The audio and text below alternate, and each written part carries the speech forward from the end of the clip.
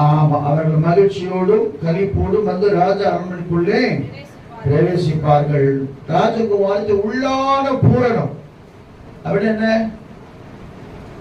வெளியில இருக்கிற மகிமை இல்லை. இப்ப நான் ஒயிட்டு போட்டுக்கிட்டு அப்படியே ஜோம் பண்றதுனால வெளியே காண்கிற மகிமை இல்லை.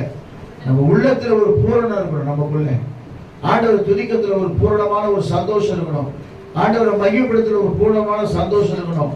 ஆண்டவருக்காக நம்ம வைராக்கியமா வாழ்த்துல உள்ளான ஒரு பூரணம் நமக்குள்ள நமக்கு தெரியணும். கர்த்தர் நான் பண்ணா ஜபத்தை கேட்பாரு. அல்லேலூயா.